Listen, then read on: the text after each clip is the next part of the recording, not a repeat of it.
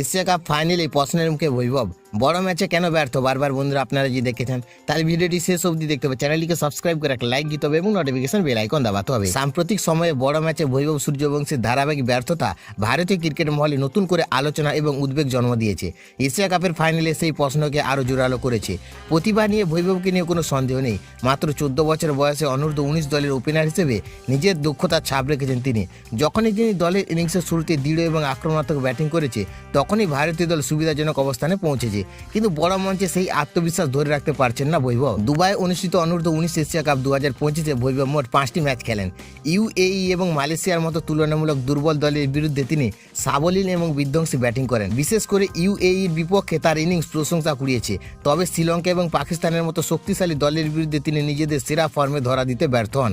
এখানে তার পারফরম্যান্সের ধারাবাহিকতা নিয়ে প্রশ্ন উঠতে শুরু করে। এই দুর্বলতা সবচেয়ে স্পষ্ট হয়ে ওঠে এশিয়া কাপের ফাইনালে। পাকিস্তানের বিরুদ্ধে গুরুত্বপূর্ণ ম্যাচে ভারত দ্রুত 2টি উইকেট হারায়। দলের তখন প্রয়োজন ছিল ধৈর্য এবং দায়িত্বশীল ব্যাটিং। ফাইনালে 25 রানে জীবনদান পেলেও বৈভব চাপ সামলাতে পারেনি। ভালো শুরু হওয়ার পরও তাড়াহুড়ো করে ভুল শট খেলেন এবং আউট হয়ে যান। এর প্রভাব পড়ে পুরো ব্যাটিং লাইন আপে। ভবিষ্যতে বৈভব সূর্যবংশীর সামনে সবচেয়ে বড় চ্যালেঞ্জ হবে বড় ম্যাচের মানসিক চাপ সামলানো। অভিজ্ঞতা বাড়ার সঙ্গে সঙ্গে যদি তিনি পরিস্থিতি বুঝে খেলতে শেখেন তবে খুব দ্রুত প্রমাণ করতে পারবেন যে তিনি বড় দলের বিরুদ্ধে ম্যাচ জেতাতে সক্ষম।